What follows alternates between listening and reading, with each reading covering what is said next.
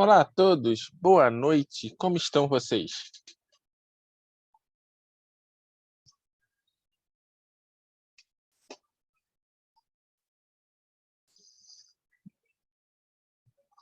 Boa noite, Giovana. Alguém aceita café?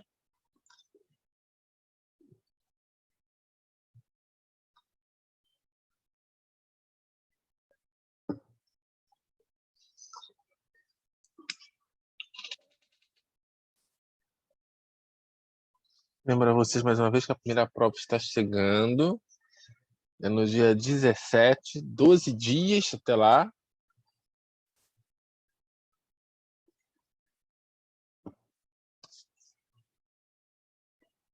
Ah, tudo bem, Giovana, sem sarro. Boa noite, Letícia. Boa noite, Maria Paula. Boa noite, João. Na última aula, falamos de funções especiais. Falamos do logaritmo em uma base qualquer. Falamos das funções trigonométricas inversas, arco seno e arco tangente. E falamos das funções hiperbólicas. Então, a gente continua nosso curso de cálculo e hoje aprenderemos 3 resultados importantes. O primeiro deles é o chamado Teorema de Rowley. Em alguns dos livros, se vocês procurarem, vocês vão achar com um nome um pouquinho diferente, que é Teorema do Valor Médio de Rowley. Mas é só uma nomenclatura um pouquinho diferente. Teorema do Valor Médio de Rowley.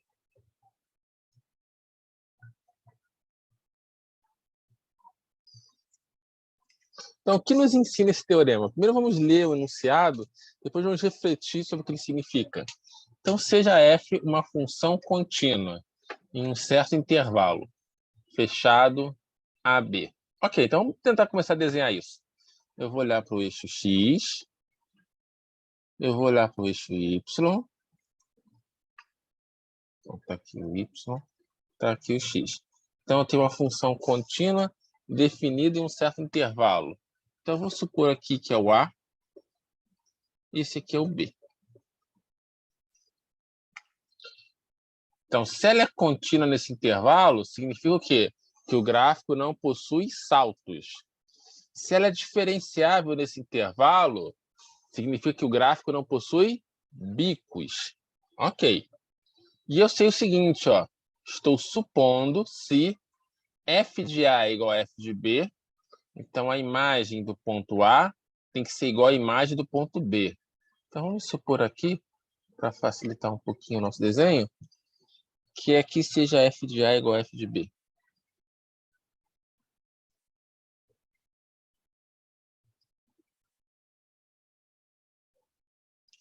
Então, nós temos o pontinho AF de A, BF de B.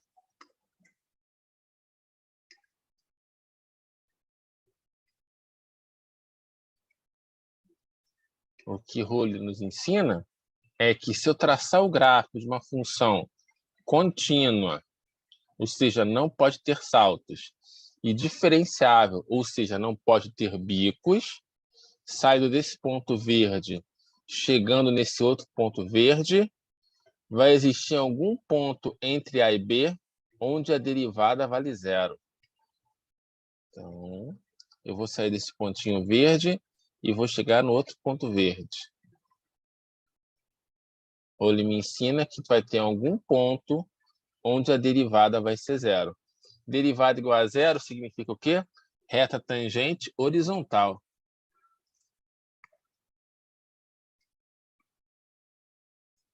Reta.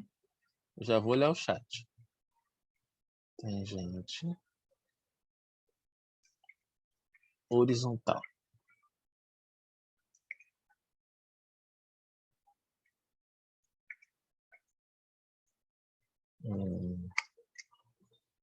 Vou mudar de cor aqui. Pronto.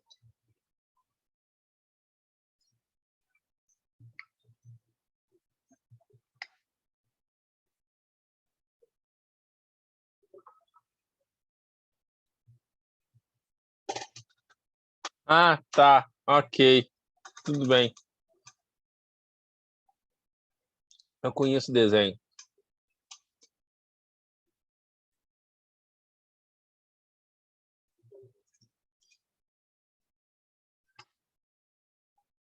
Então, aqui é o nosso C. Pontinho mais ou menos por aqui.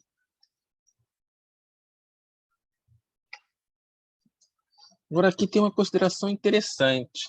Nota que o teorema ele não diz que existe apenas um C. Podem existir diversos Cs entre A e B que isso acontece. Deixa eu pegar um outro desenho aqui.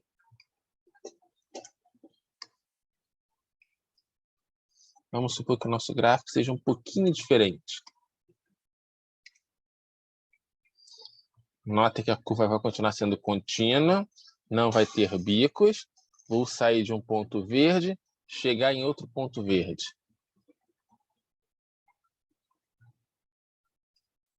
Nesse caso, nós temos 1, 2, 3, 4, 5, 6 pontos com derivada zero. Tá bom? O teorema de Rolle não afirma que tem apenas um valor de C onde a derivada vale zero. Ele afirma apenas que existe algum. Quantos tem? Não importa.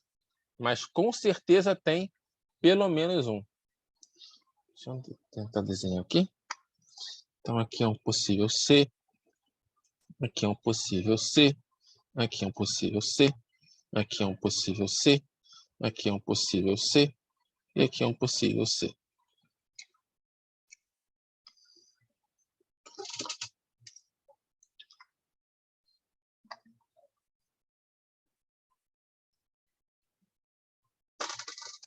Provavelmente, alguns de vocês conhecem um resultado muito parecido com o teorema de Rolle, que diz o seguinte, olha só, se eu pego uma bolinha e jogo para cima, essa bolinha, depois de um certo intervalo de tempo, ela vai cair e ela vai passar pela mesma altura, certo? A menos que ela encontre algum obstáculo antes. O que acontece? Eu tenho um objeto que está ocupando a mesma altura, ó, em dois instantes distintos, ele tem a mesma altura. Significa o quê? Que vai ter algum instante entre o início do movimento e o final do movimento, onde a derivada da função altura é zero, mas a derivada de uma posição em relação ao tempo é a velocidade. Ora, então tem algum ponto na trajetória onde a derivada vale zero. Nesse caso, é fácil reconhecer que ponto é esse, né? É o ponto mais alto da trajetória, onde a bolinha para de subir e começa a descer. Então, um tempinho para vocês.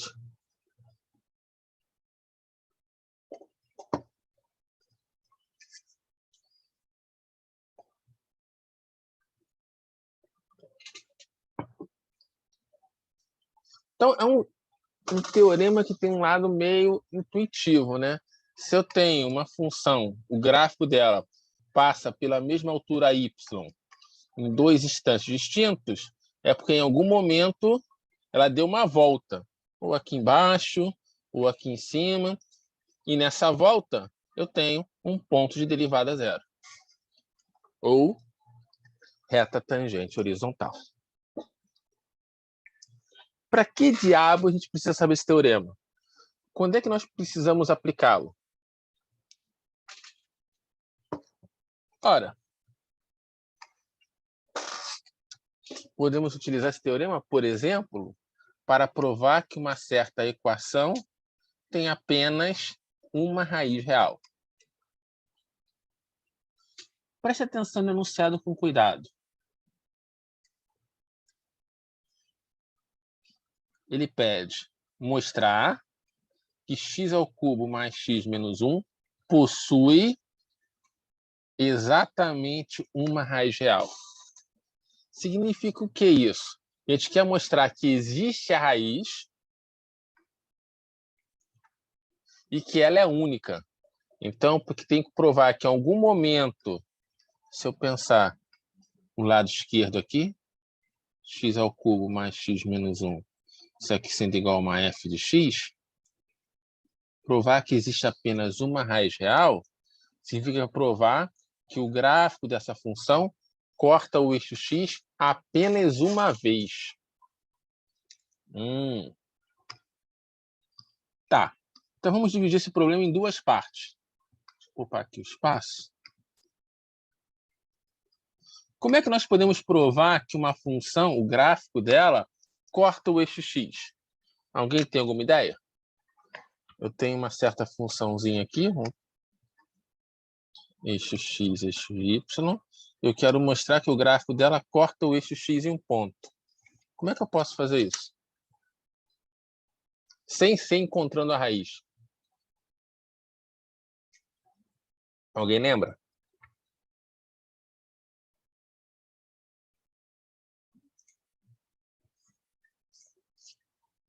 Professor, desculpa, pode repetir a pergunta, por gentileza? Posso.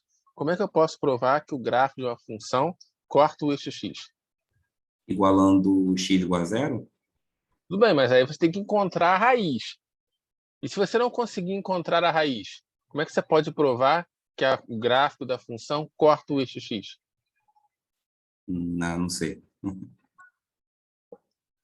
Ora, se eu conseguir mostrar que a função em algum momento é negativa, em algum momento é positiva, se a função for contínua, o que acontece? Em algum momento ela vai passar de negativo para positivo, então tem que cortar o eixo x. Que teorema nós usamos para fazer isso? O teorema do valor intermediário. Então, vamos fazer aqui um tópico assim. Vamos provar, para provar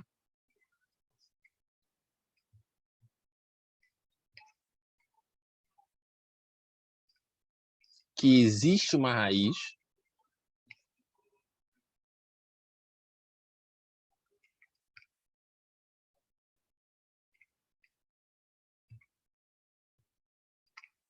vamos usar o TVI.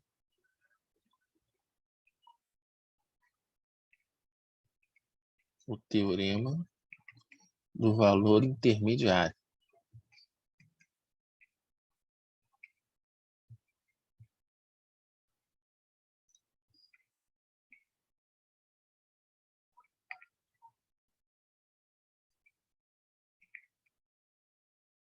Para os íntimos, TVI.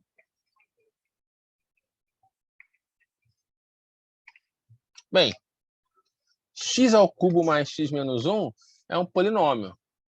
E como nós já vimos, todo polinômio é uma função contínua. Então, como f é um polinômio, f é contínuo.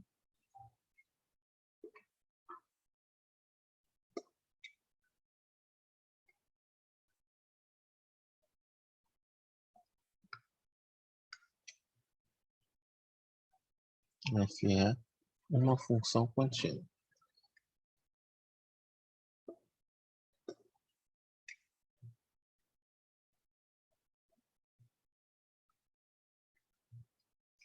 Além disso,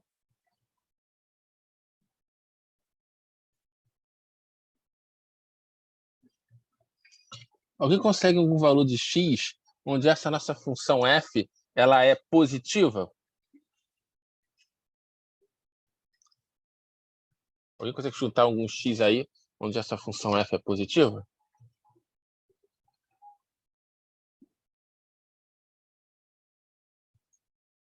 Um. 1. Se eu pegar f de 1, eu vou ter 1 ao cubo mais 1 menos 1. Esse 1 e menos 1 se cancelam.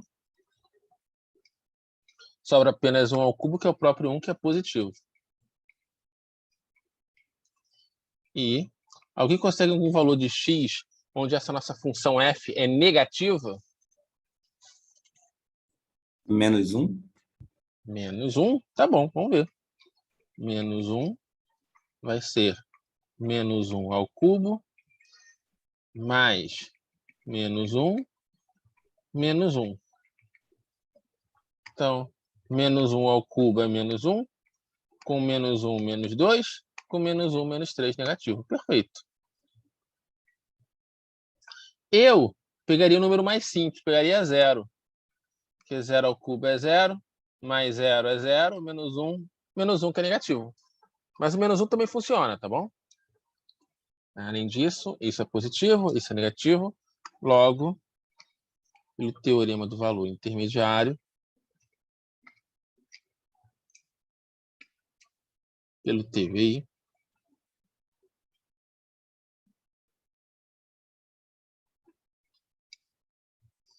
existe uma raiz entre 0 e 1.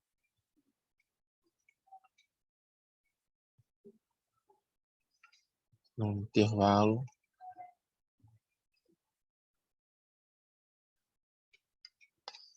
zero e 1. Então, o que eu sei aqui? Opa, desculpa. 0 e 1 não. Entre menos 1 e 1. Foram os números escolhidos, né? Intervalo menos 1. Então, se eu pensar graficamente, está acontecendo algo mais ou menos assim. Eixo X, eixo Y, f de 1 vale 1. Opa, não é muito errado.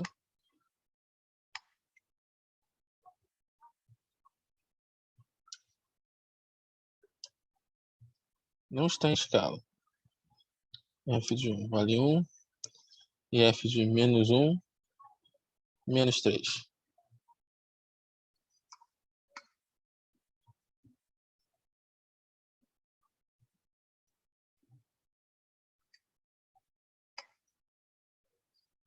Então, a função,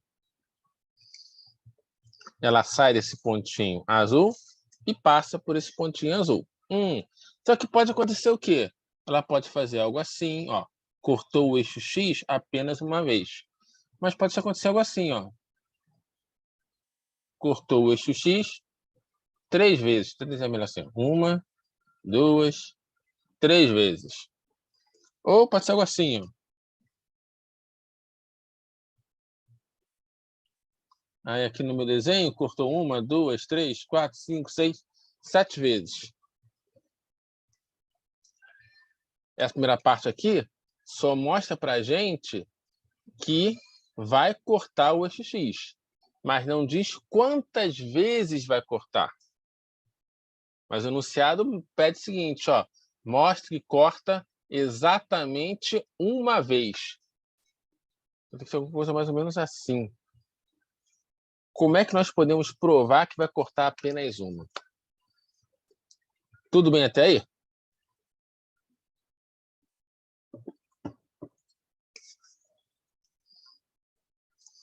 Então, para proceder para essa demonstração que existe apenas uma raiz, nós vamos utilizar o teorema de Rowley para provar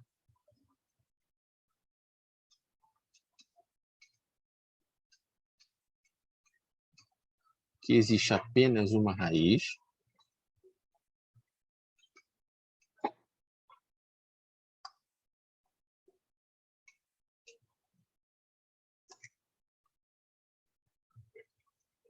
A raiz sabemos que existe, só não sabemos quantas existem.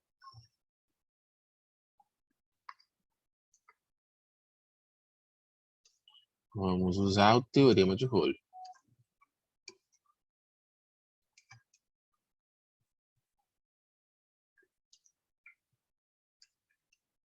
De que maneira? Nós vamos proceder com uma demonstração, processo de demonstração em matemática, que é chamada demonstração por absurdo.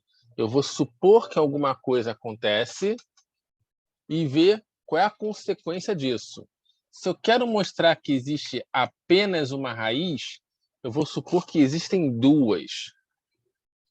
Então, vamos supor que existem duas raízes, A e B.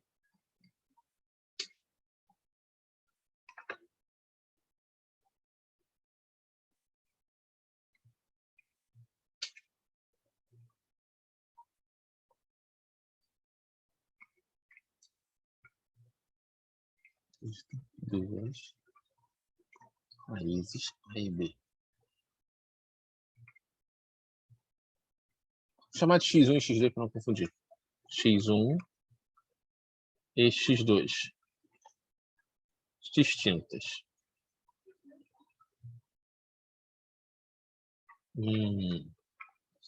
Ok. Bem, f é uma função contínua. Já falamos com isso aqui, né? Porque é um polinômio. E a derivada de um polinômio continua sendo polinômio, portanto, também é derivável. Então, f é uma função contínua e derivável. Opa, faltou uma palavra, né? F é uma função contínua e derivável.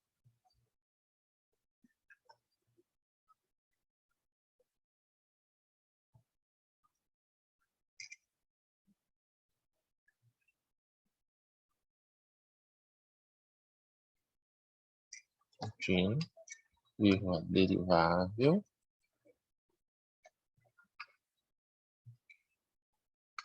Aí eu pergunto para vocês, quanto vale f de x1?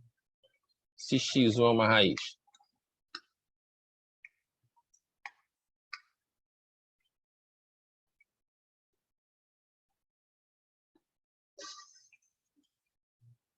Ora, se x1 é uma raiz, a f vale 0. Como x2 também é uma raiz, f de x2 também vale 0. Logo, deixa eu ver se você está entendendo o nosso desenho aqui. Ó. Eixo x, eixo y.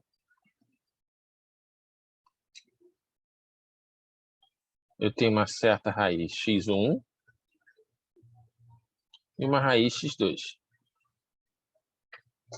Raízes é onde o gráfico corta o eixo x. Ok, então f de x1 é igual a f de x2.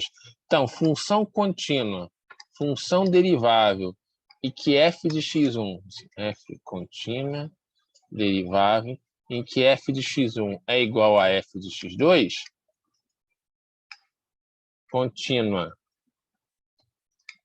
contínua, derivável, e que f em um ponto é igual a f de outro ponto, são as condições do teorema de Rowley. Qual é a consequência do teorema de Rowley? Existe algum ponto com derivada igual a 0.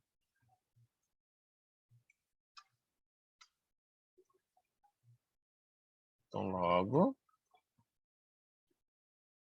pelo teorema de Rowley,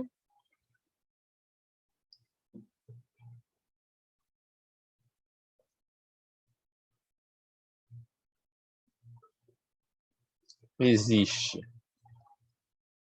algum ponto entre A e B, desculpa, entre x1 e x2, digamos um Czinho aqui,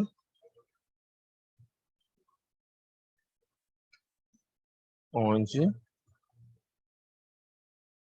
a derivada em C tem que ser 0. Ok. Então, tem algum ponto de derivada da função f é 0. Por outro lado,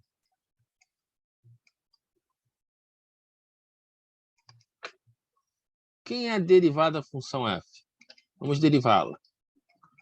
Quem é f' de x? Pessoas, eu esqueci. Qual é a derivada de x ao cubo mais x menos 1?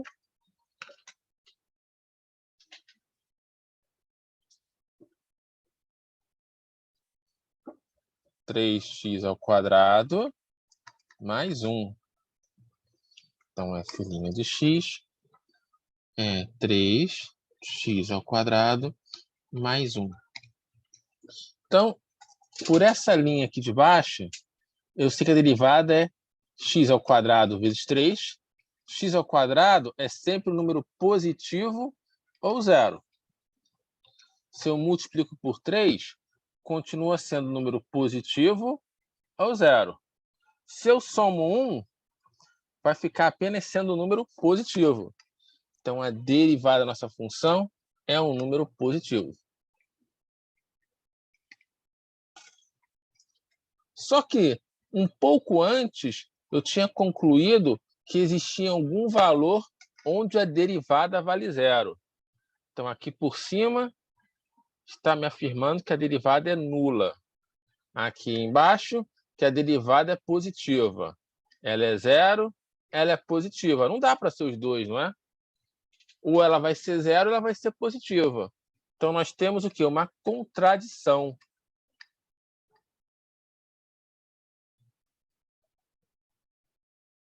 Ou um absurdo, se você preferir.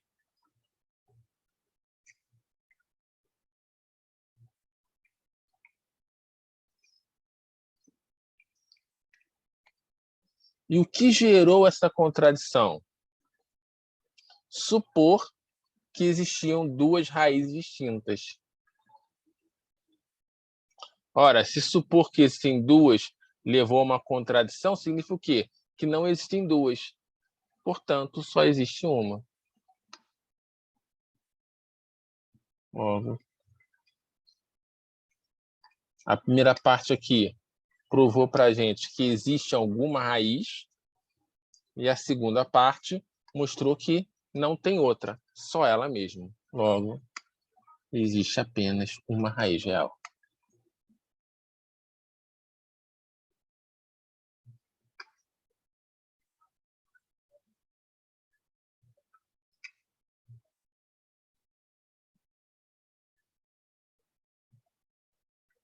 Pausa para a reflexão.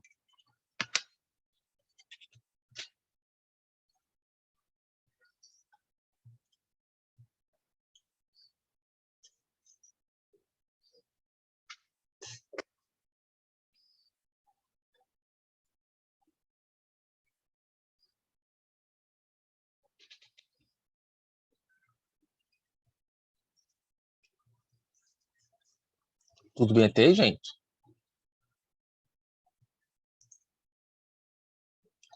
Ah, tá. Desculpa, né? Só vi agora. Sim, você pode fazer uma suposição, foi o que nós fizemos, e no final nós chegamos à conclusão que temos um absurdo. Então a sua suposição está errada.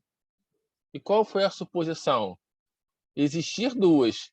Se você supõe que ter duas chegou em um absurdo, quer dizer que não tem duas. Só vai ter uma. É como, eu não sei se você conhece, a demonstração do porquê que o raiz de 2 é um número irracional. A demonstração começa supondo que ele é racional, ou seja, suponha que ele é uma fração. Aí, desenvolvendo o raciocínio, chegou à conclusão que ele não existe essa fração. Então, é um absurdo. Então, a raiz de 2 não é racional, é irracional.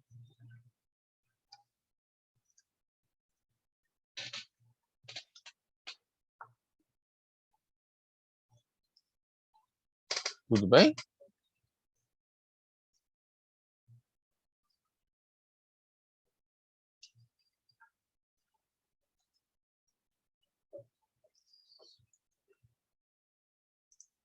Então, a gente vai estar interessado aqui nesse curso, principalmente... Opa, vou voltar um pouquinho aqui. Em um outro teorema de valor médio, que é uma generalização desse teorema, que é o chamado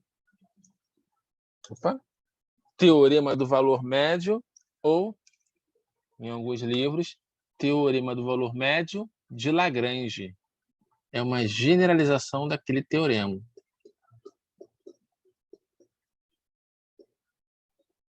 Para os íntimos, TVM.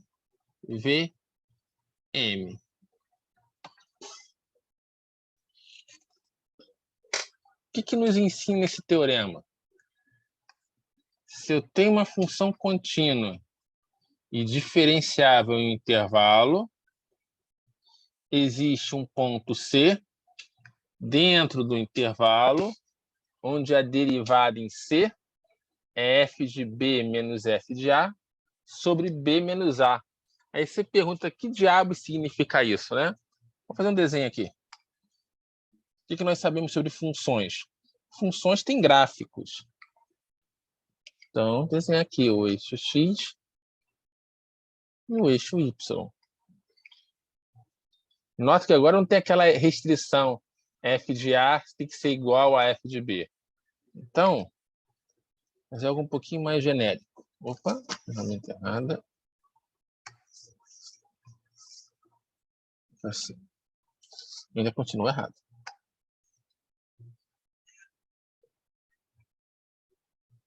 Então, está aqui o nosso AF de A. E aqui eu vou colocar o BF de B.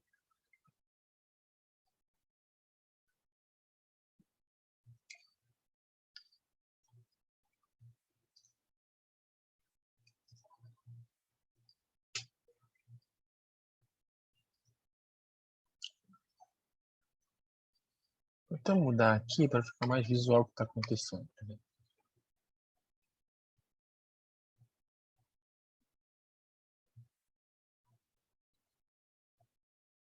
Opa.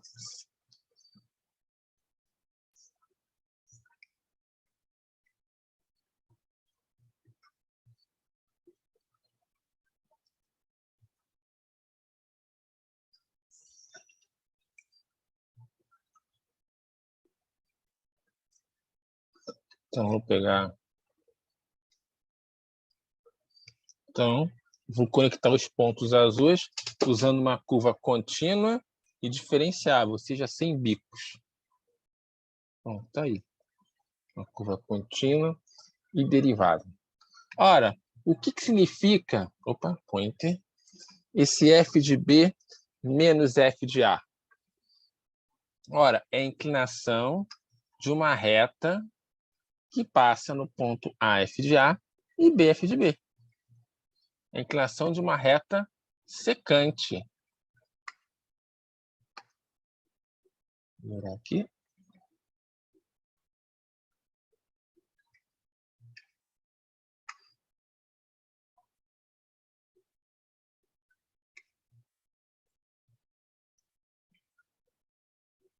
Inclinação da secante.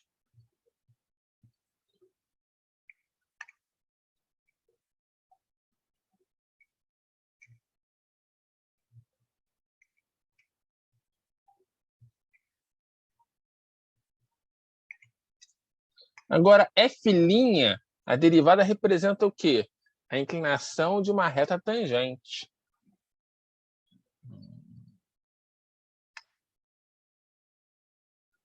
Opa, quase.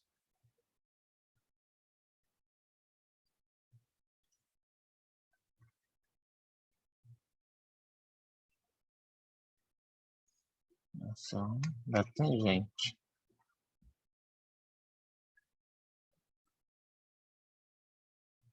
Quase ficou bonitinho, né? Peraí.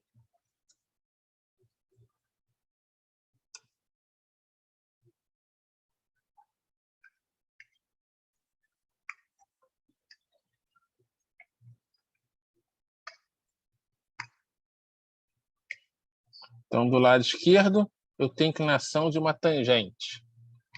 Do lado direito, a inclinação de uma secante. Opa, pointer. E uma igualdade. Então, existe algum ponto, né? C está entre A e B.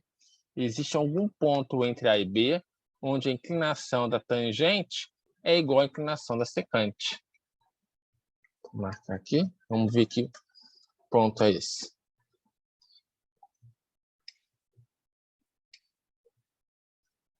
Bom, vamos mover essa retinha aqui, até que ela seja secante ao gráfico. Olha só. Nesse pontinho aqui. Opa, quase. Subir aqui um pouquinho.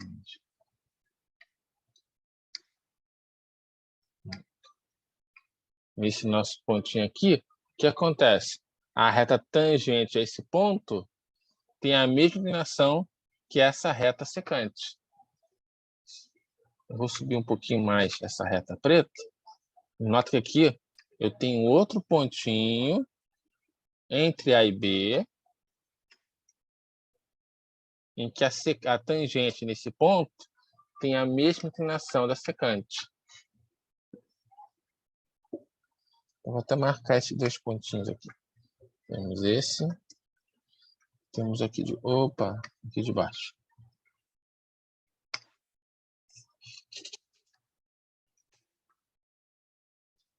Mais ou menos aqui. Esse é um C1, por exemplo, e aqui é um C2.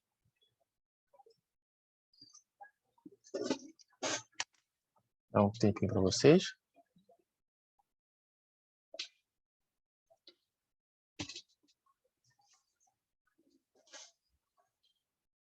Essa é uma interpretação geométrica para o teorema do valor médio,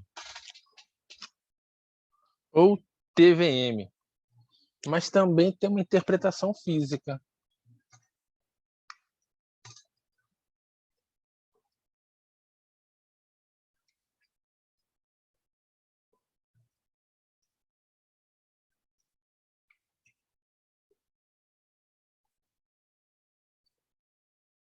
Então, eu vou supor que x é igual a x de t é uma função posição. Para cada instante t, fornece a posição no eixo x. O TVM afirma o seguinte: em um intervalo AB, ou em um período de tempo AB, eu chamo de intervalo de tempo,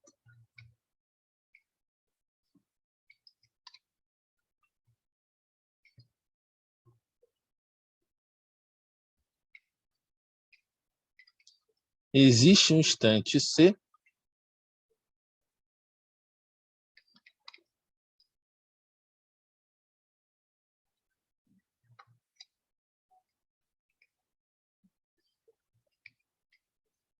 e esse C está entre A e B, no qual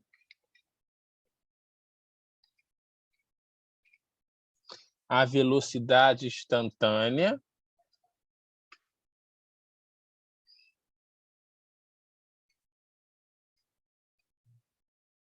isso em fórmula. Velocidade instantânea é a derivada, ou seja, x' de t ou v de t. Velocidade instantânea em C é igual à velocidade média. Isso aqui é a velocidade média.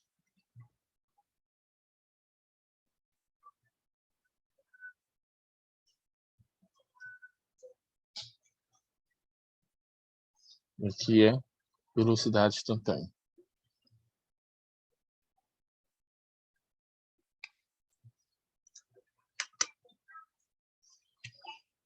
Dá um tempinho para vocês.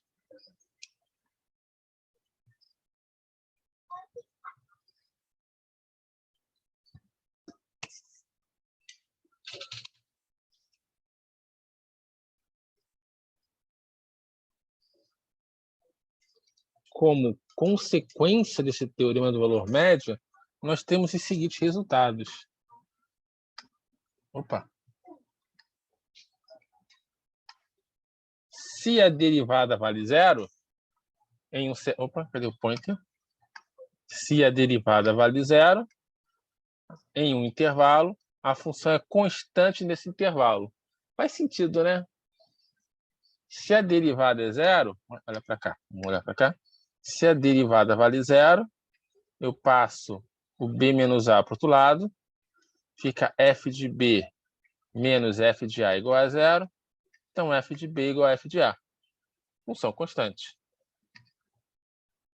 Se as derivadas são iguais, isso aqui a gente vai explorar mais no futuro, em relação ao conteúdo da P2, derivadas iguais significa que as funções são iguais a menos de uma constante. De fato, né, que se eu pegar, por exemplo, a função f de x igual a x ao cubo mais 3 e g de x é igual a x ao cubo mais 5. Se eu derivar, o que acontece? F' de x, 3x2, g', 3x2. As derivadas são iguais, mas as funções são iguais a menos de uma constante. Então, esse é o constante que diferencia a função f da função g. E dois resultados importantes é que se a derivada é positiva, a função é crescente, e se a derivada é negativa, a função é decrescente. Faz sentido, né? Se a gente pensar aqui graficamente, fazer um desenho aqui. Vamos levar uma certa função f. Tem mais ou menos o seguinte comportamento. Vou mudar um pouquinho. Aqui vai ser uma constante. Cá de novo. Sobe. O que é derivada? É a inclinação da reta tangente. Se a inclinação é positiva, a reta tangente ela é crescente. Se a inclinação é negativa, a reta tangente ela é decrescente. O que eu posso perceber aqui? Onde a reta tangente ela é crescente, onde a inclinação da reta tangente é positiva, a função está crescendo. Onde a inclinação é negativa, a função v está decrescendo. Onde a inclinação é negativa, a função decresce. Onde a inclinação é positiva, a função cresce. Então, a partir da análise do sinal da derivada, se é positivo ou negativo, a nossa função original é crescente ou decrescente. O que nos possibilita determinar quais são os chamados intervalos de crescimento e decrescimento da nossa função. Dá um tempinho para vocês.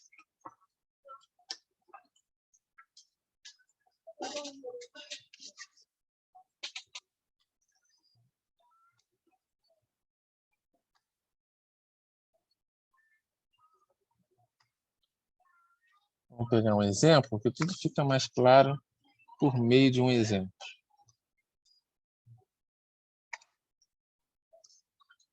Determinar os intervalos de crescimento, ou seja, onde a função sobe, onde ela é crescente, e os intervalos de decrescimento, ou seja, onde ela desce, onde ela é decrescente. Dessa função, x ao cubo menos 2x² mais x menos 2. Ora, para analisar onde a função é crescente ou decrescente, o resultado anterior me ensina a olhar para o sinal da derivada. Então, vamos derivar essa função. Vamos ver o que vai acontecer. Quem vai ser a filhinha de x? Derivando 3x² menos 4x mais 1. Ok. Então, como é que eu analiso o sinal de uma expressão? Primeiro, eu encontro onde é zero, né? Então, vamos igualar a derivada a zero. Então, f' de x igual a zero. Quem é filhinha? 3x² menos 4x mais 1 igual a zero. Então, temos uma equação de segundo grau, basta encontrar as raízes. Nós vamos ter um x igual a uma raiz, e x igual a 1/3, não é isso? Deixa eu ver aqui. 1/3 ao quadrado, 1/9, vezes 3, 1/3, mais 1/3, 4/3, zero, isso mesmo. Duas raízes.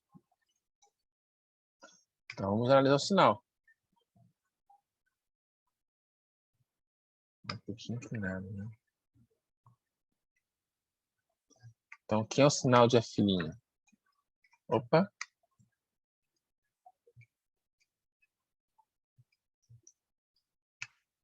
Em x igual a 1/3, a derivada vale zero.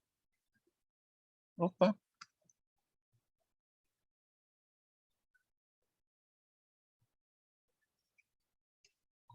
Em x igual a 1, a derivada vale zero. E o que nós temos? Nós temos uma parábola. Como o coeficiente do x² é positivo, ela tem concavidade para cima, ela está sorrindo. Então, o sinal aqui é positivo, negativo, positivo.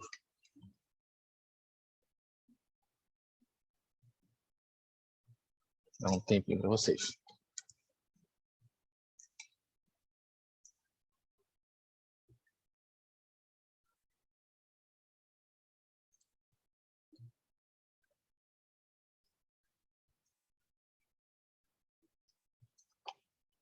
Ora, o que nos ensinou a proposição anterior? Onde a derivada é positiva, a função cresce. Onde a derivada é positiva, a função cresce. Onde a derivada é negativa, a função decresce.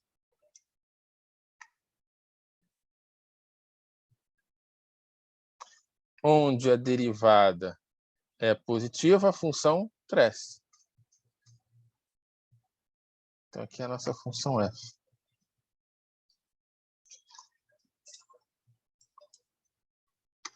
Então, intervalos de crescimento.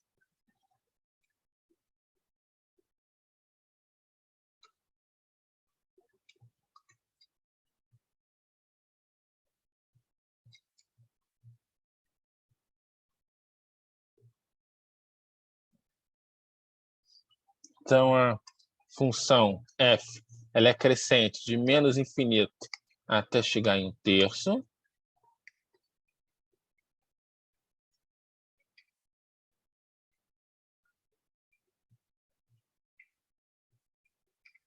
E depois ela cresce de 1 até o infinito.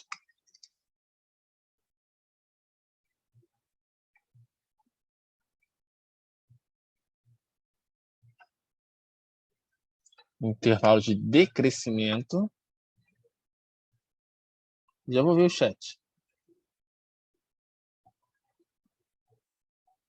Opa.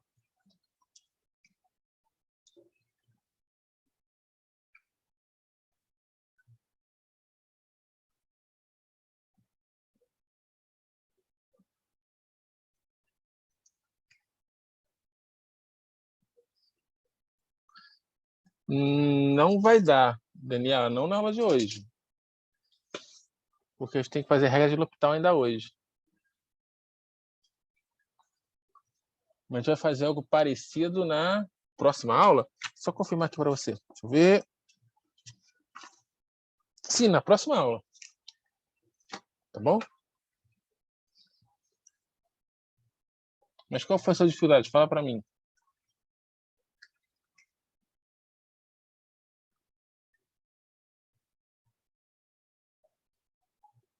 O que está fazendo aqui é analisar onde a função f sobe e desce a partir do sinal da derivada. Nós derivamos. Como é que eu analiso o sinal de uma expressão? Eu fiz isso lá na primeira aula. Eu primeiro encontro as raízes. Encontramos 1 e 1/3. Então, eu sei que aqui vale 0, aqui vale 0. Falta descobrir o que acontece entre as raízes e fora delas. Então, como essa expressão é uma parábola, uma função quadrática, ou ela tem concavidade para cima, ou ela tem concavidade para baixo. Como o coeficiente do x² é positivo, concavidade para cima. O que está acima do eixo x tem sinal positivo, o que está abaixo do eixo x, sinal negativo. Aí, onde essa função é derivada é positiva, a função original, essa f, sobe. Aonde a derivada é negativa, a função original desce.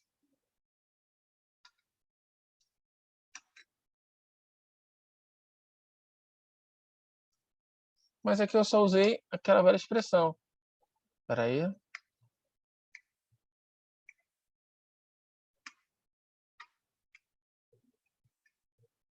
X é igual a menos b, mais ou menos, raiz de b² menos 4 vezes a vezes c. Chamada, né, comumente de fórmula de Bhaskara.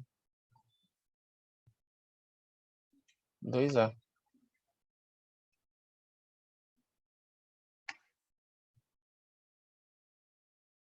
Exatamente. O teorema é que faz a ponte entre o sinal da derivada e o comportamento da função f.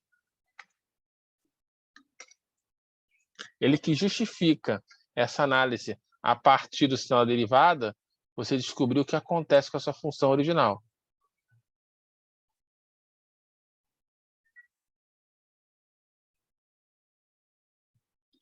Ok?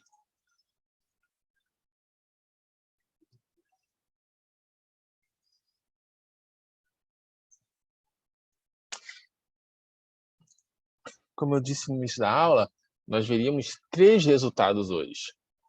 O teorema de Rowley foi o primeiro. O teorema do valor médio, TVM, foi o segundo.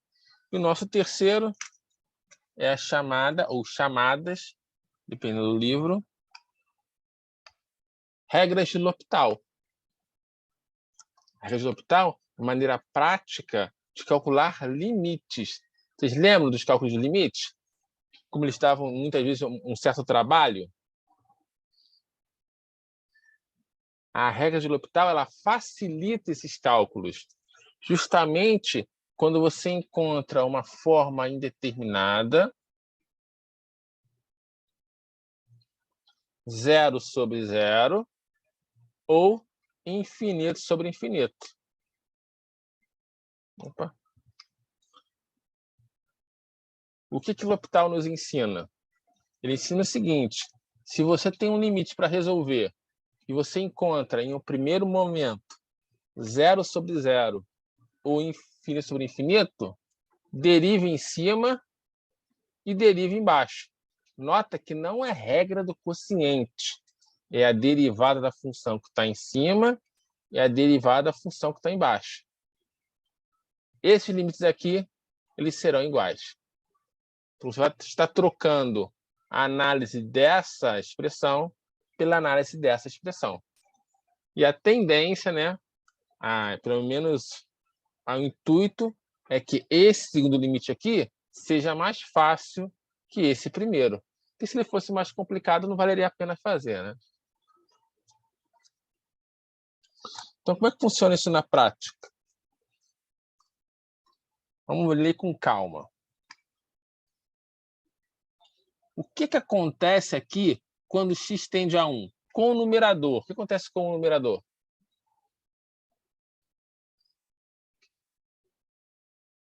Para onde ele vai?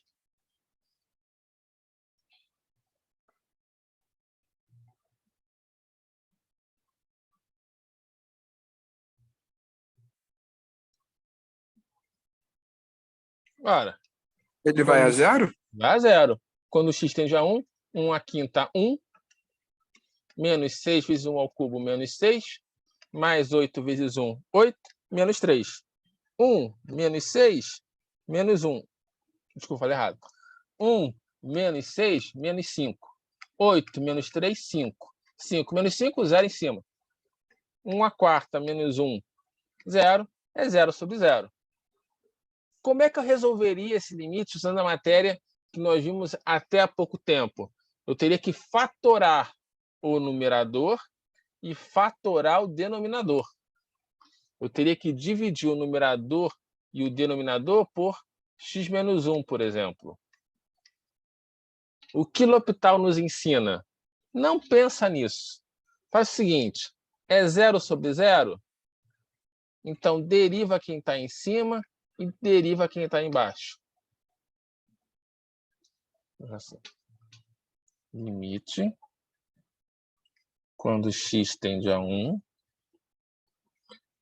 Bem, uma fração continua sendo uma fração, né? Vamos derivar quem está em cima. Derivada de x à quinta, 5x à quarta.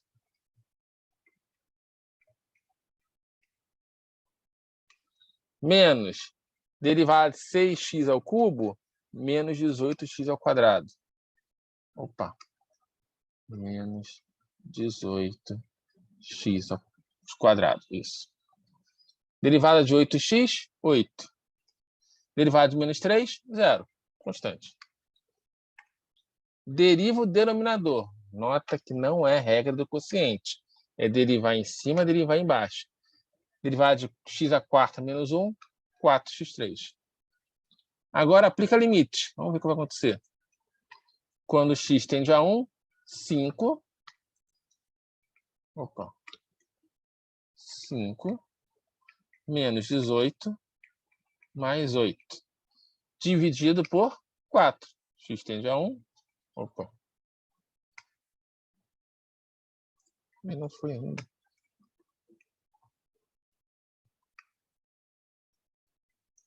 Menos 18 mais 8, menos 10. Menos 10 mais 5, menos 5. Menos 5 sobre 4. Opa, cadê a borracha? Borracha. Menos 5 sobre 4. E esse é o valor do limite original. Você transformou o limite em outro limite que ficou mais fácil calcular.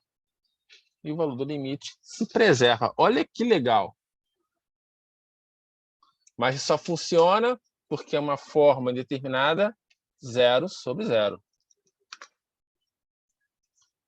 Muito mais fácil que ficar fatorando a expressão original, não é verdade? Dá um tempinho para vocês.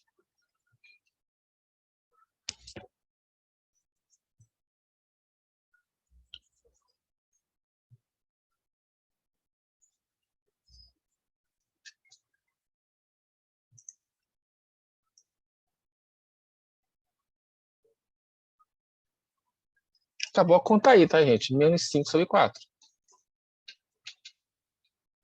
O que não pode errar na regra de octal? Não pode errar a derivada, né? Se você errar a derivada, erra tudo.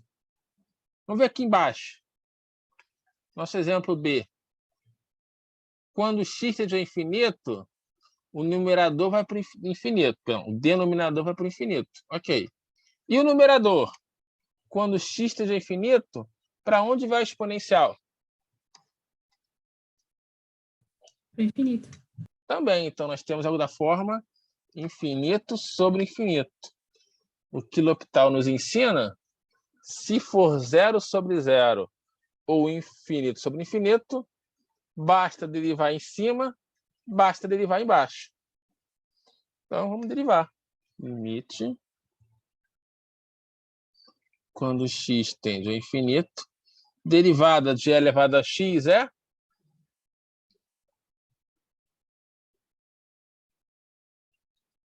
É elevado a x. Derivada de x, 1.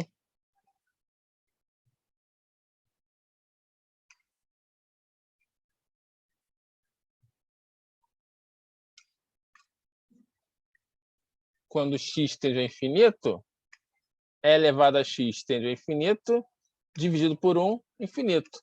Então, o resultado do limite é infinito. Acabou o cálculo.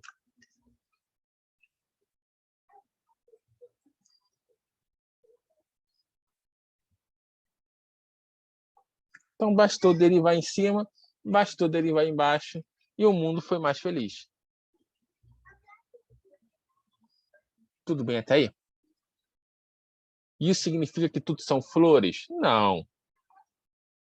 Mas isso é um caminho para guiar, pelo menos um certo caminho de nuvens entre pedras.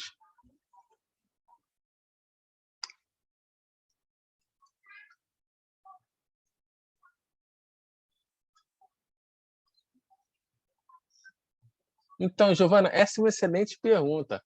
Existem outras formas indeterminadas, que não são nem 0 sobre 0, nem infinito sobre infinito. Então, você não pode aplicar o L'Hopital diretamente. Você tem que fazer uma certa traquinagem para transformá-las em 0 sobre 0 ou em infinito sobre infinito. Que traquinagens são essas? Eu vou mostrar agora para vocês. Então, eu já apresento o seguinte, tá, gente? Existem 7 formas indeterminadas.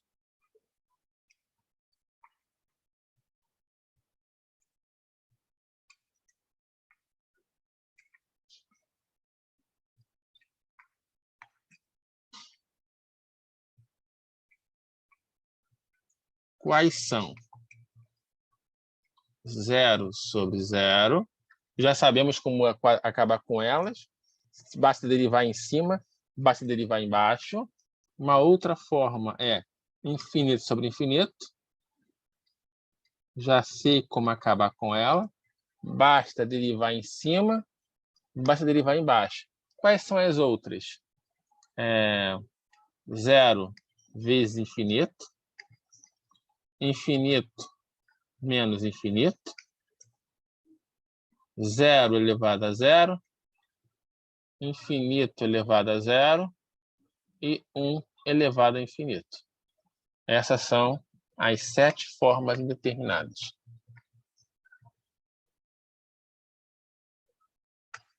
Deixa eu melhorar aqui. Mas, Daniel, deixa eu melhorar aqui. Peraí. Por que 0 vezes infinito é indeterminado? Por que não é simplesmente 0? Por exemplo. Ora, é porque 0, lembra? Não é um número 0, é um número próximo de 0. E o número próximo de 0 é do tipo 1 sobre infinito vezes infinito. Então, 0 vezes infinito é um infinito sobre infinito escondido. Tá bom? O infinito menos infinito, o que acontece? Em matemática, existem infinitos de tamanhos diferentes. Então, não dá para saber em um primeiro momento qual infinito é maior, se é o da frente ou se é o de trás. Por isso, é uma forma indeterminada. As outras 3, eu explico um pouquinho mais adiante, tá bom? Agora, como é que eu ataco um problema em que o limite é 0 vezes infinito? Ou um problema em que o limite é infinito menos infinito? O que a gente faz? Senta e chora? Sentar e chorar não é opção. Vamos lá, Daniela. Quando se fala de limite fora do limite 0,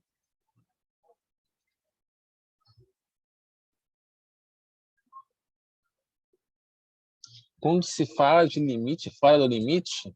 É porque eu estava falando quando eu estava explicando, mas é assim, 0 vezes infinito é indeterminado quando a gente está estudando o limite, mas Sim. Fora disso é 0. Sim, se for o número 0, é exatamente 0, não é o próximo de 0, é o número 0 vezes algo que vai para o infinito, isso é 0. Algo assim, por exemplo, 0 vezes limite quando x tende a infinito de x, isso é 0. Tá bom? Eu acho que essa é a sua pergunta. Era isso mesmo. Tá. Apesar que esse tipo de expressão não faz muito sentido, tá? Não é porque já é 0. Mas vamos lá. Aqui, temos um produto. Já não temos uma divisão, temos um produto. Vamos ver o que está acontecendo. Quando x tende a 0, esse x aqui tende a 0. Tá. Agora, quando x tende a 0 pela direita, o que acontece com ln? Para onde ele vai?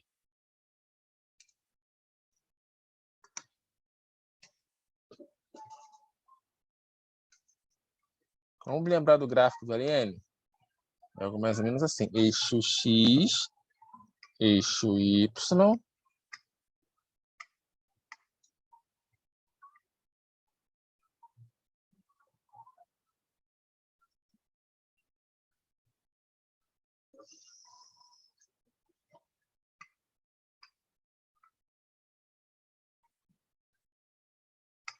pronto. Ln de x. Então, quando x está se aproximando de 0 pela direita, o que acontece? Nossa ln vai descendo. Desce, desce, desce. E está indo para menos infinito. Se eu ignorar o sinal por um momento, isso é uma indeterminação da forma 0 vezes infinito. Que é nosso caso aqui. Ó. 0 vezes infinito. Então, como é que a gente pode acabar com essa determinação utilizando a regra de L'Hopital? Eu posso aplicá-la diretamente? Não, porque L'Hopital é apenas quando for 0 sobre 0 ou infinito sobre infinito. Então, o que eu vou fazer? Vamos pensar um pouco. Para aplicar o L'Hopital, eu tenho que ter para começar uma fração, e aqui eu não tenho fração. Então, eu vou forçar a aparecer uma fração aí de alguma maneira. Então, como eu vou fazer isso? Eu só vou reescrever por enquanto. Limite quando x tende a zero pela direita, x vezes ln de x.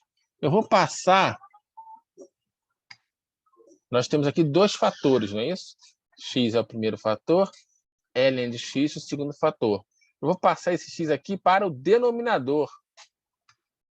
Isso é limite. Olha o pulo do gato.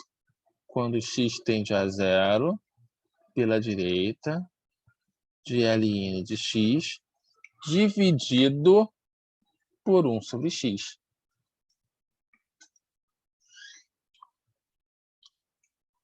Vou fazer aqui um rascunho rápido, olha só. Nós temos ln de x, 1 sobre x. O que é isso? Eu posso pensar que isso é ln de x dividido por 1, dividido por 1 sobre x. Uma divisão de frações. Como é que se opera a divisão de frações? Repita a primeira fração, inverta o sinal, inverta a segunda fração. Opa, voltei para x ln de x. Então, essa minha expressão aqui é exatamente a original. Não ganhei nem perdi nada. Será mesmo? Com certeza eu não perdi nada. Mas será que eu ganhei alguma coisa? Vamos ver. Tá claro, gente? Por que essa expressão x de x é a mesma coisa que ln de x sobre 1 sobre x?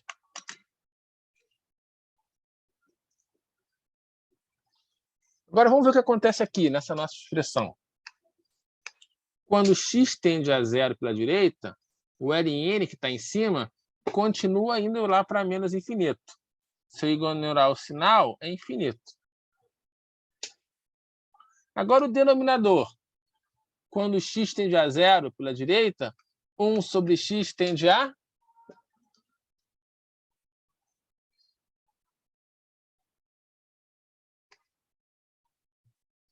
Um dividido por um número muito pequeno vai dar um número muito grande. Se esse número muito pequeno se aproxima de zero, esse número muito grande vai para infinito. Então, nós temos infinito sobre infinito.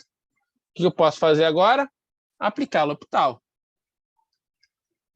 Limite, quando x tende a zero pela direita.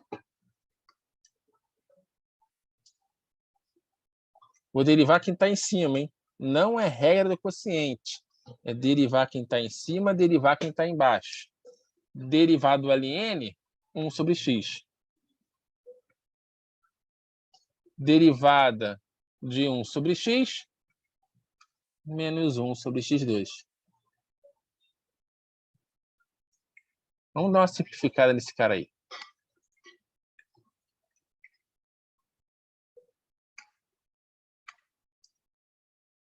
Limite, quando x tende a zero pela direita, repita a primeira fração, inverta o sinal, inverta a segunda fração. Então, x quadrado cancela com x. 1x cancela com x.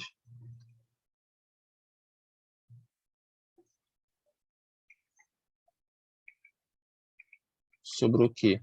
Menos x, quando x tende a zero, zero. E acabou o limite.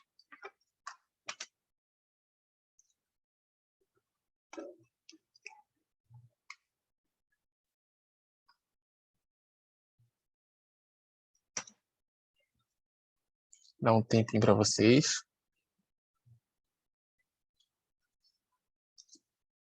Ah, Vala, sério, não é tão complicado assim, né?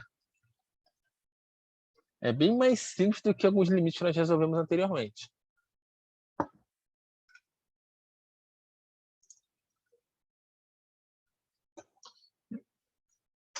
Mas aqui eu tenho uma pergunta. Nota que aqui, logo da primeira para a segunda linha, eu passei, esse termo x lá para baixo, que foi o que possibilitou aplicar a regra de L'Hopital, o que resolveu o nosso limite. Se eu quisesse ter passado o outro termo, o que ia acontecer?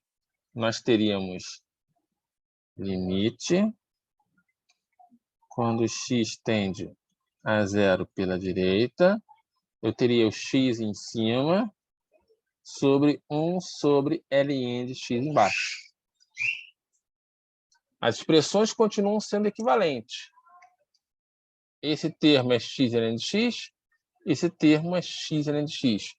Por que eu escolhi passar esse x para baixo e não o ln para baixo? O motivo é muito simples.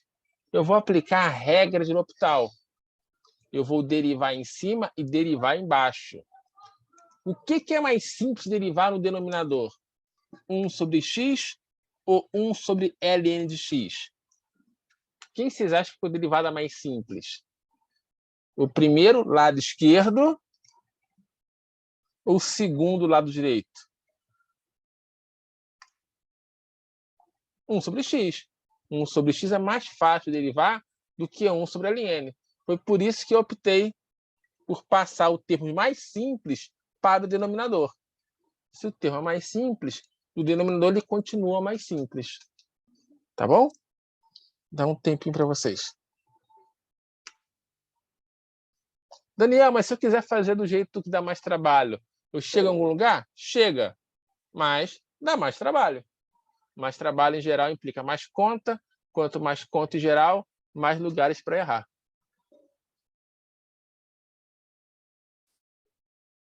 Tá bom? Então, se você tem uma fórmula determinada, 0 vezes infinito, passe a algum termo, de preferência o mais simples, para o denominador.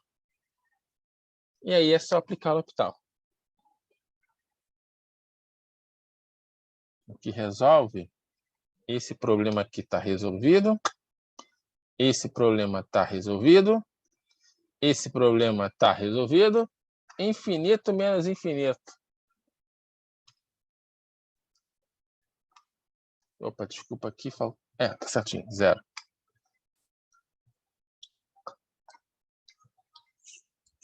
Secante menos tangente. Quando x tende a 0, a secante vai para infinito. Tem alguma coisa que está faltando aqui, peraí. Não é tangente. O que é? Peraí. Calma. Não é isso que eu quero. Secante de 0 é 1. Não é isso que eu queria, não. Dá só um segundo.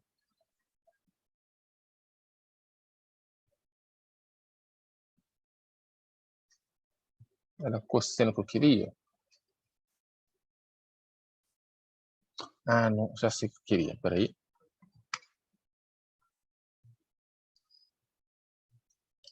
Só um pouquinho mais.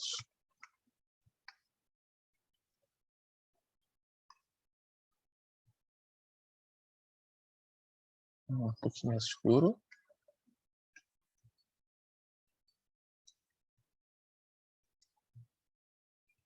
Tá, tudo bem.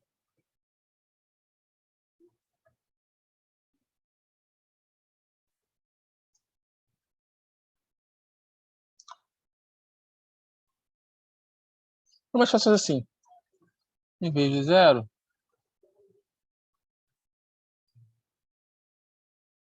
π sobre 2. Pronto.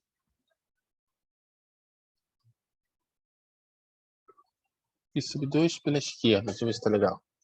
Vamos ver. Tangente, π sobre 2 pela esquerda vai para infinito. Ok. Secante também vai para infinito. Infinito menos infinito. Ok, agora sim. Pronto. Só mostrar aqui por quê. Vamos ver aqui. Secante é 1 sobre cosseno.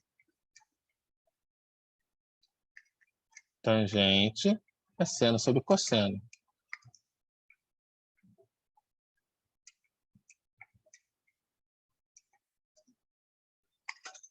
Quando x se aproxima de π sobre 2, cosseno tende a 0, 1 sobre 0 vai para infinito. Seno de π sobre 2 é 1. Cosseno de π sobre 2, 0. 1 sobre 0 vai para infinito. Infinito menos infinito. Tá, agora sim. Como resolver essa forma indeterminada? Eu vou juntar, de alguma maneira, essa expressão em uma coisa só. Para isso, eu vou abrir. O que é secante? Está aqui a resposta. É 1 sobre cosseno. O que é tangente? É seno sobre cosseno. Então, eu vou juntar tudo. Peraí, primeiro eu vou substituir. Limite. Quando x tende a π sobre 2 pela esquerda, secante é 1 sobre cosseno menos seno sobre cosseno. Já está em um caminho legal, porque se eu quero aplicar a regra do L'Hopital, tem que aparecer fração. Bem, fração apareceu. Mas eu quero uma fração só, né? Não quero uma diferença de frações. Ora, como aqui já está no mesmo denominador, é só juntar o numerador. Vamos ver o que vai acontecer. Limite. Quando x tende a π sobre 2 pela esquerda, vou juntar o numerador. 1 menos seno x. Quem vai ser o denominador? Cosseno x.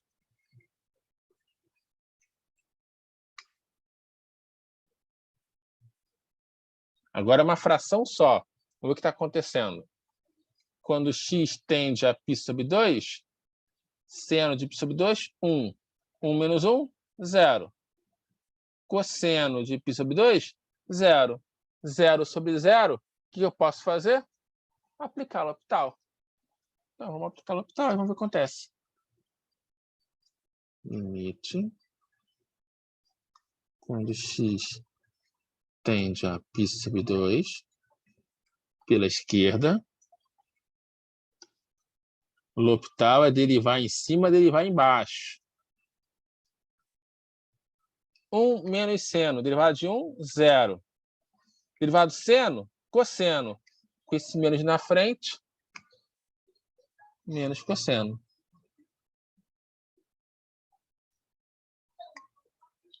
Derivado cosseno, menos seno.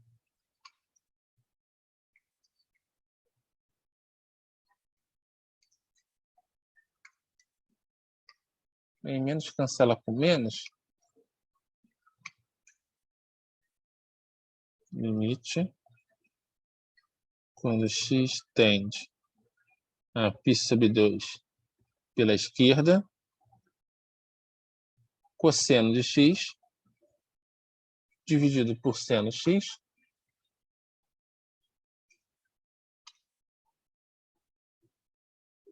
bem, cosseno de π sobre 2, 0. Seno de π sobre 2, 1. 0 sobre 1, 0. Calculado o limite. Dá um tempinho para vocês. Então, em geral, quando você tem uma forma determinada do tipo infinito menos infinito, reduza ao mesmo denominador. E se não tiver um denominador, força que ele apareça. Bom, aqui eu não tinha denominador, mas abrindo as funções trigonométricas, esse denominador apareceu. Dá um tempinho para vocês.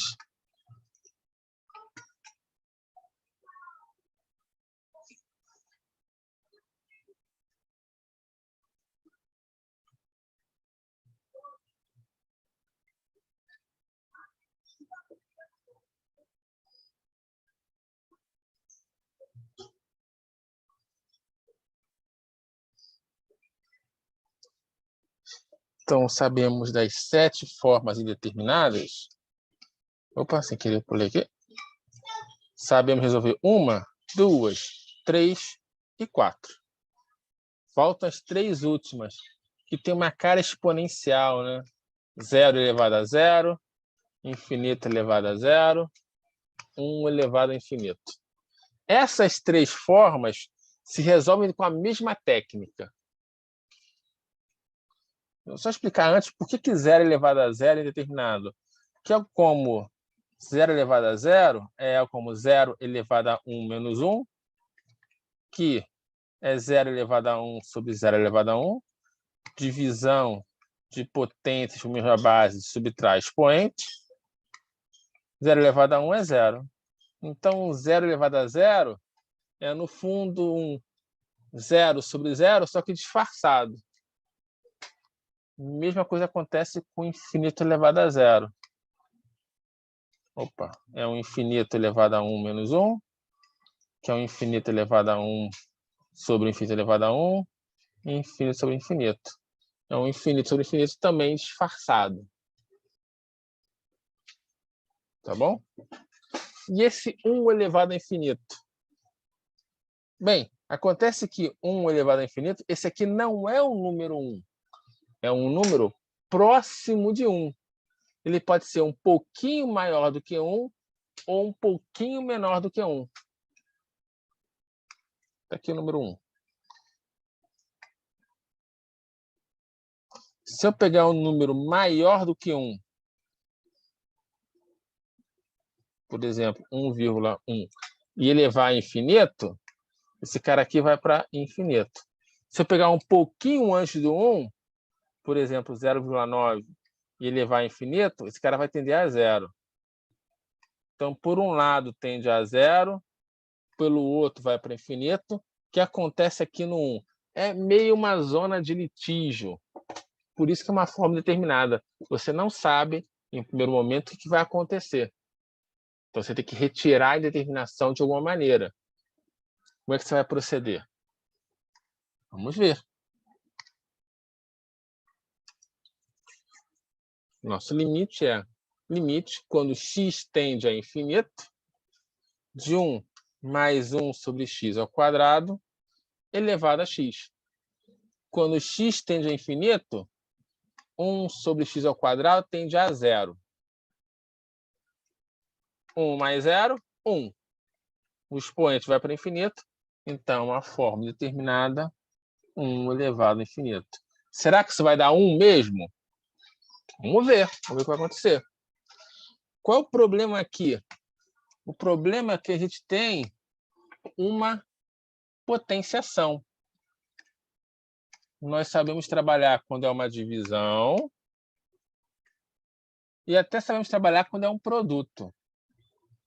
Pergunto para vocês, existe alguma maneira de transformar potência em produto?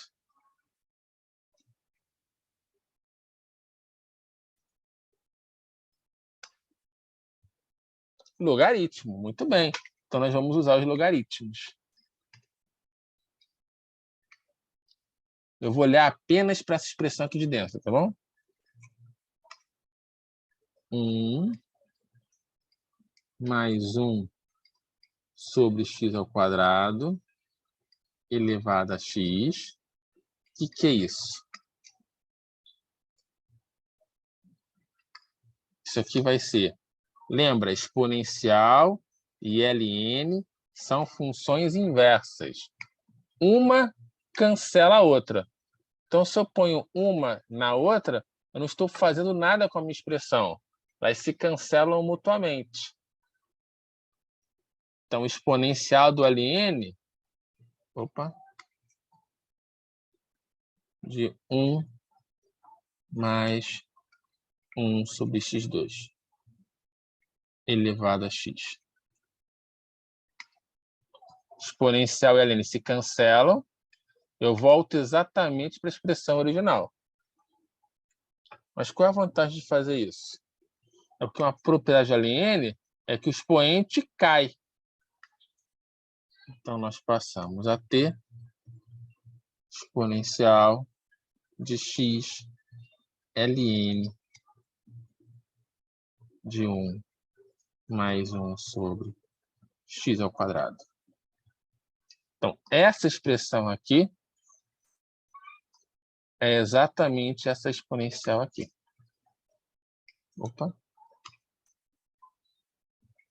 Esse é o limite, então, quando x tende a infinito, da exponencial de x ln de 1, de 1 mais 1 sobre x ao quadrado. Note que eu só tenho x no expoente. A base é constante. Então, eu só vou analisar o que acontece no expoente. Então, eu vou olhar para o exponencial do limite quando x tende a infinito de x ln de 1 mais 1 sobre x2.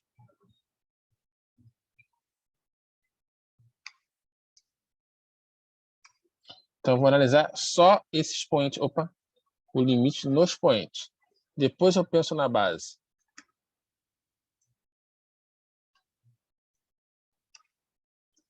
Tá, se eu estou olhando para cá. Quando x tende a infinito, 1 sobre infinito tende a 0. 1 mais 0, 1. Logaritmo de 1, 0. Quando x tende a infinito, esse x da frente vai para o infinito. Então, isso dá forma 0 vezes infinito. Opa! Essa forma determinada, nós já sabemos trabalhar. Eu tenho que passar alguém para o denominador. Ou eu passo o x para o denominador, ou eu passo o ln. Quem é mais simples? Obviamente, x. Então, ele que vai descer. Então, isso vai ser limite quando x tende a infinito, ln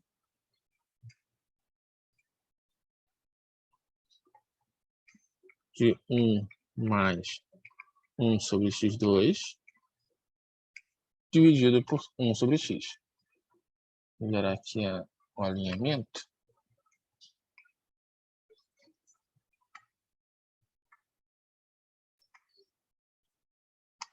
Quando x tende a infinito, 1 sobre x2 tende a 0, 1 mais 0, 1, ln de 1, 0. 1 sobre x, quando x tende a infinito, 0. 0 sobre 0, posso aplicar L'Hopital. Olha que legal. Então, L'Hopital, mais uma vez, é derivar em cima, derivar embaixo.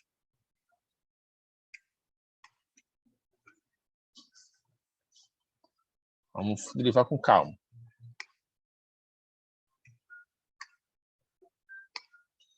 Derivada ln, vocês lembram? É assim, ln de u, a derivada é 1 sobre u. Então, derivado ln é 1 sobre quem está dentro. É 1 dividido por quem está dentro. Isso aí, Letícia. Só que quem está dentro do ln agora é 1 mais 1 sobre x2. 1 mais 1 sobre x2. Vezes regra da cadeia. Eu vou derivar quem está dentro do ln. Quem está dentro do ln é 1, derivado de 1, 0. Não acrescentou nada. Vamos derivar 1 sobre x2. Fazer aqui no cantinho. 1 sobre x2. Derivando. Bem, 1 sobre x2 é a mesma coisa que x elevado a menos 2. Derivando, cai o menos 2. Repito a base. Expoente menos 1. Menos 3. Menos 2 sobre x ao cubo. Menos 2 sobre x ao cubo.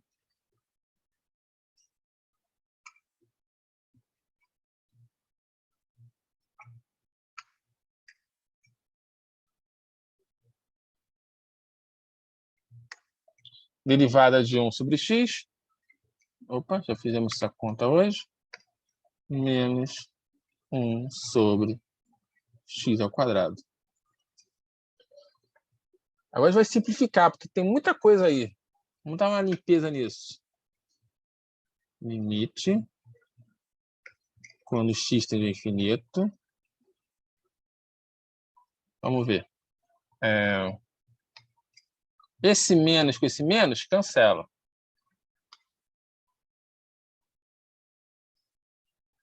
Aqui sobrou x ao cubo e aqui um x ao quadrado. Cancela o x ao quadrado. Opa.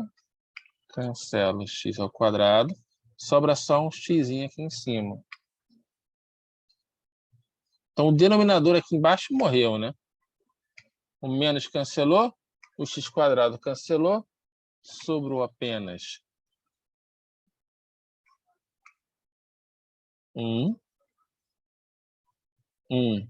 mais 1 sobre x ao quadrado vezes 2 sobre x. Vamos ver o que acontece agora. Quando x tende a infinito, 1 sobre infinito tende a 0. Espera aqui. Opa, vai tender a 0.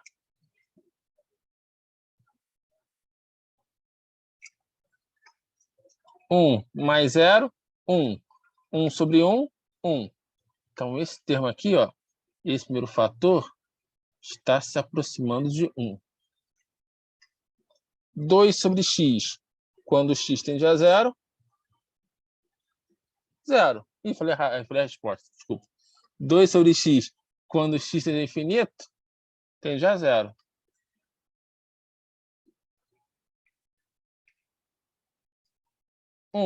Vezes 0, 0.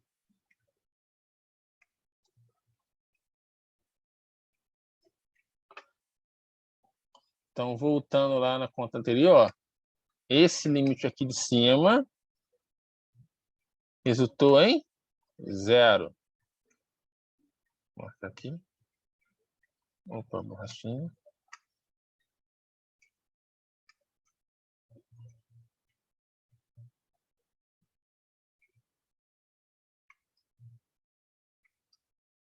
Esse limite aqui é 0.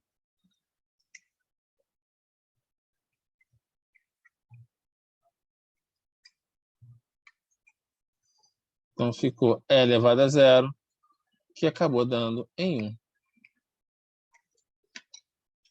1. Tá. Pausa para a reflexão. Nota que isso deu mais trabalho, que eu precisei transformar uma potência em um produto para que eu pudesse aplicar a regra de L'Hopital, que caiu na indeterminação 0 vezes infinito. Esses 3 casos exponenciais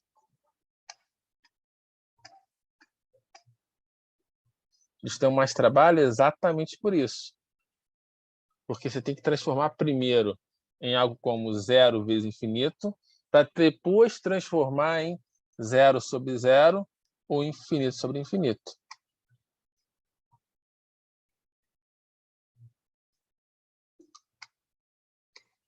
Vou voltar aqui e já te mostro, Letícia.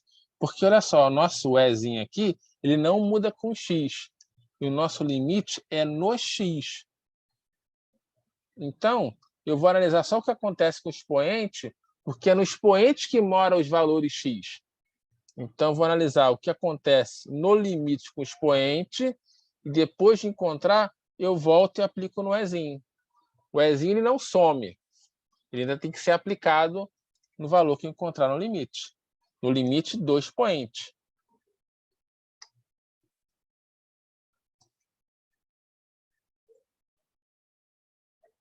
Tudo bem, Letícia?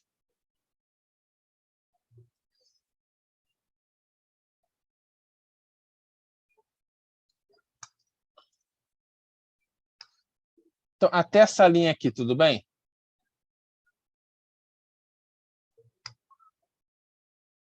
Então, o que acontece? Vamos lá. Que bom. Esse E não muda com x. ele é constante em relação a x. O que está mudando com x é apenas o expoente.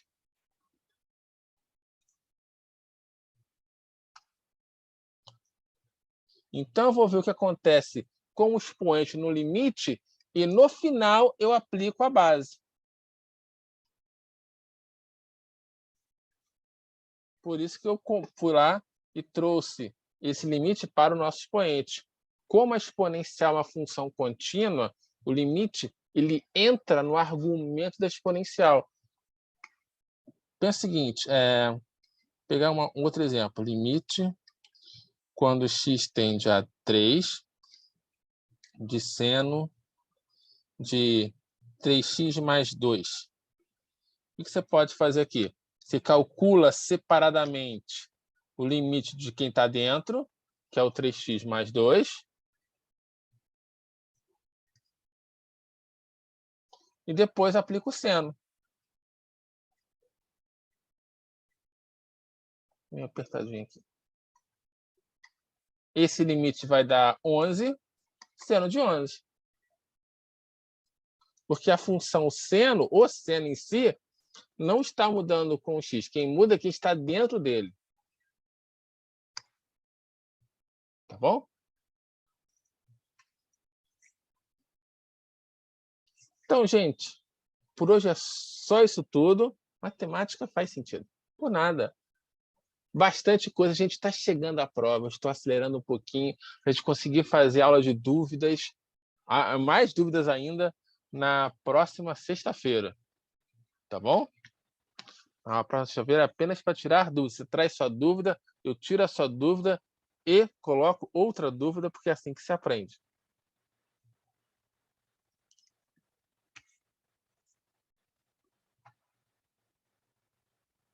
Ah, tá, tudo bem, eu não vou falar mais na prova, não. Vou falar apenas no processo de avaliação da primeira parte da matéria, tá bom assim?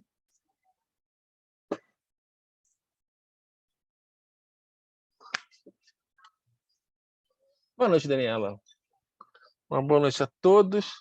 Excelente semana. E sempre bons estudos. Lembrando que em toda aula vocês podem tirar dúvidas, tá, gente? Estamos aqui para isso. Boa noite.